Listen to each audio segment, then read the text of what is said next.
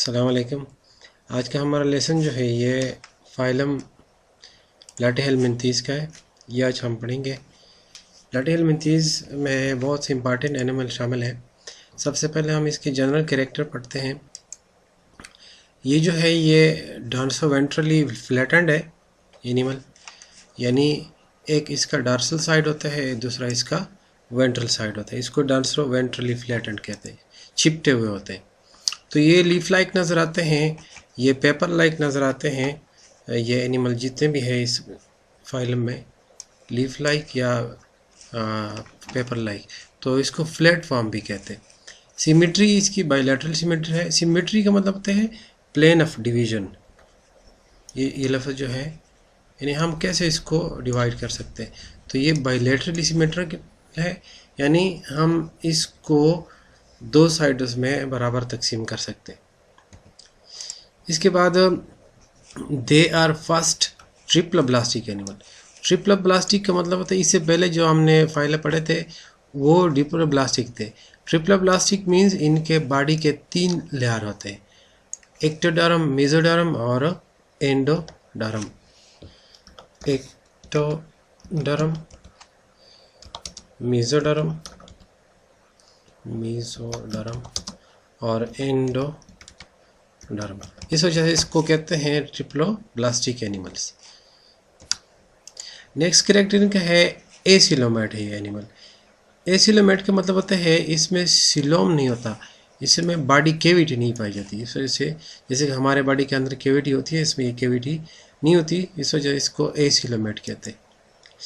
और ये एनिमल जो है ये तो या तो अनसेगमेंटेड है, यानी सेगमेंट नहीं बने हुए, जैसे कि हम देखते हैं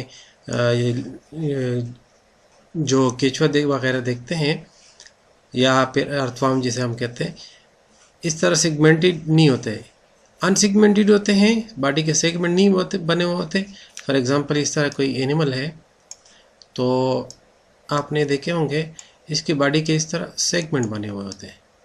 ऐसे इनमें या तो ये सेगमेंट होते नहीं है या फिर सुपरफिशियली सेगमेंटेड होते हैं। इससे आगे जो फाइल में हम पढ़ेंगे उसमें बाहर से भी सेगमेंट बने होते हैं और अंदर बॉडी भी पूरी सेगमेंट में डिवाइड होती है, तो हर एक सेगमेंट में आर्गन भी रिपीट हुए होते हैं। तो ये तो या तो सेगमेंटेड है ही नहीं, इस तरह बिल्कुल फ्लैट होते हैं, या फिर बाहर से सेगमेंटेड होते हैं, अंदर से सेगमेंटेड नहीं है, तो इसको हम कहते हैं अनसेगमेंटेड या सुपरफिशियली सेगमेंटेड। अच्छा, ट्रू सेगमेंटेशन इसमें नहीं है, जैसे मैंने आपको बताया कि अंदर से भी बॉडी जो है वो डिवाइड भी हो। फिर इसके बाद जो फ्री लिविंग फॉर्म है, फ्री लिविंग फॉर्म में जो पैरासाइट नहीं है, जो दूसरी जानदार के अंदर नहीं रहते, उसको हम फ्री लिविंग फॉर्म कहते हैं। उसमें सीलिया होते हैं, जो ज़ाहिर है सीलिया लोकोमोशन के लिए इस्तेमाल करते हैं। तो पैरासिटिक फॉर्म जो है उसमें सीलिया जो है वो एब्सेंट होते हैं, क्योंकि बॉडी के अंदर रहते हैं, उसको मूवमेंट की ज़रूरत नहीं होती, तो उसमें सीलिया नहीं पाया जाता। जो बाहर रहते हैं, जो पैरासाइट नहीं है, उसमें सीलिया पाए जाते हैं। पैरासिटिक फॉर्म जो है दे हैव थिक क्यूटिकल, जैसे कि लीव्स के ऊपर क्यूटिकल लेयर होती है, वैक्सी लेयर, इस तरह इसके ऊपर भी क्यूटिकल की लेयर होती है, वो इसको प्रोटेक्ट करती है। फॉर एग्जांपल कुछ एनिमल जैसे टेपवर्म हमारे बॉडी के अंदर रहता है, तो हमारे बॉडी के अंदर एसिडिटी होती है, उससे बचाने के लिए इसकी बॉडी के ऊपर ये क्यूटिकल का लेयर प्रेजेंट होता है। अच्छा, hook and suckers are present for attachment. ये जब बॉडी के अंदर आते हैं तो या तो हुक होते हैं या फिर सकर। ये आगे मैं आपको बताता हूँ कि सकर किस तरह होता है और ये किस तरह अटैचमेंट करते हैं।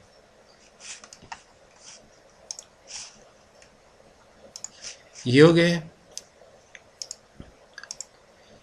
इसके बाद डाइजेस्टिव सिस्टम जो है फ्री लिविंग में वेल डेवलप्ड होते हैं, क्योंकि वो खुद डाइजेस्ट करते हैं, जबकि जो ऐसे एनिमल है जो बॉडी के अंदर रहते हैं, जो रेडीमेड फूड हमसे लेता है, उसमें ये पुअरली डेवलप होते हैं, जैसे कि एक क्लास है ट्रिमाटोडा कहते हैं, या फिर एब्सेंट भी होता है पैरासिटिक फॉर्म में, जैसे कि एक क्लास है जिसको सिस्टोडा कहते हैं। इसमें डाइजेस्टिव सिस्टम होता ही नहीं, क्योंकि वो तैयार खुराक हमसे लेते हैं और इसके ऊपर ये पलते हैं।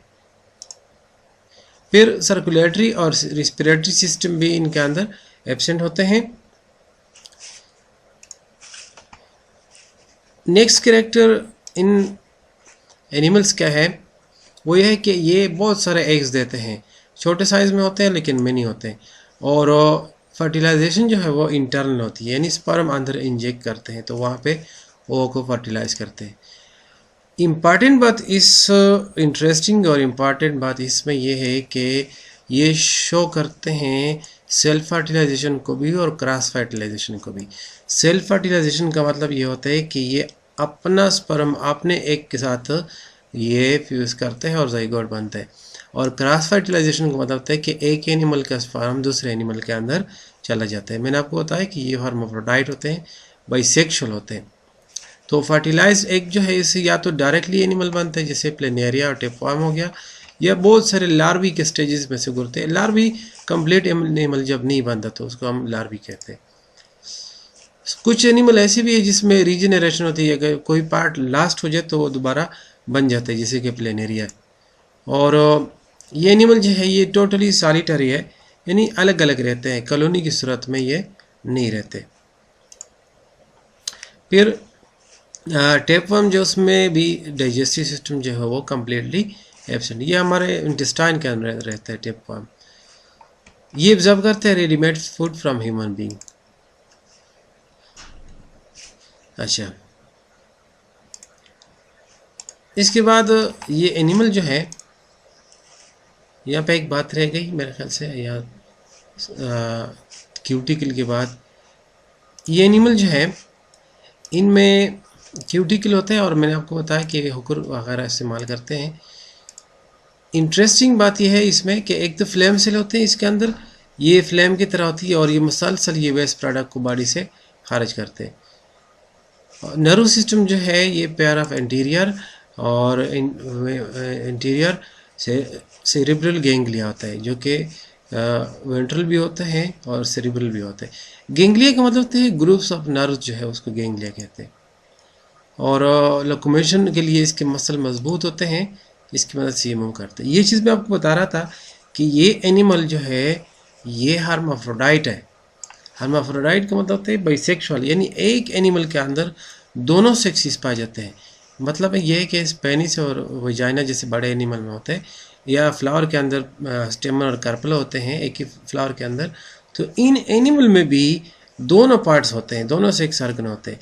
तो तभी जाके जब इनके अंदर दोनों पार्ट्स होते हैं ये सेल्फ फर्टिलाइज भी करते हैं, अपना एक खुद फर्टिलाइज भी करते हैं और दूसरा एनिमल से स्पर्म आके उससे भी फर्टिलाइज करते हैं। फिर इसके बाद रिप्रोडक्टिव सिस्टम जो है वो वेल डेवलप होता है, गोनेड भी होते हैं इसके अंदर, यानी टेस्टिस और ही डक्स मीन नालियाँ, और कपिलेटरी आर्गन जैसे पेनिस वगैरह या वजाइना वगैरह, इसको कपिलेटरी आर्गन कहते हैं।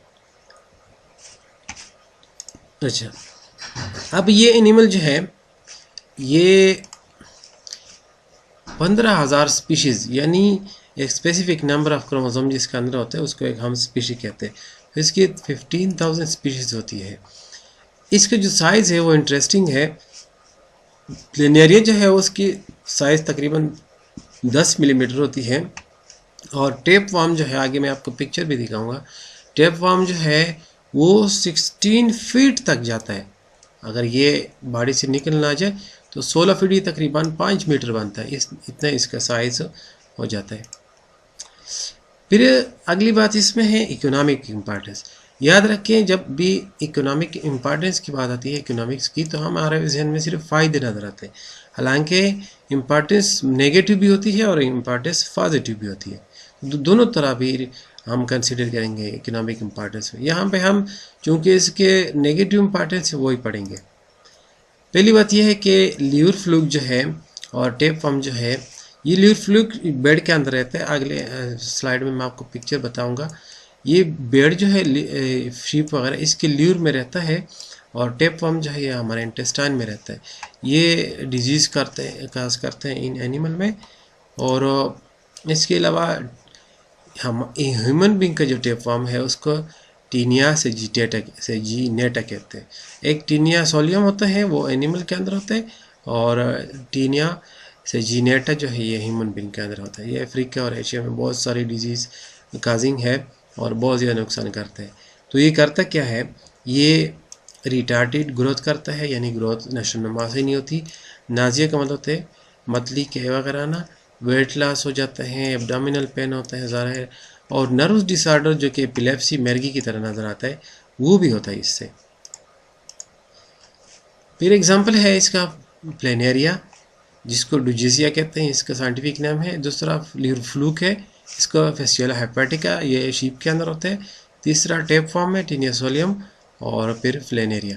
ये देखें, ये प्लेनेरिया है, ये भी प्लेनेरिया है, और ये भी ये दो प्लेनेरिया है।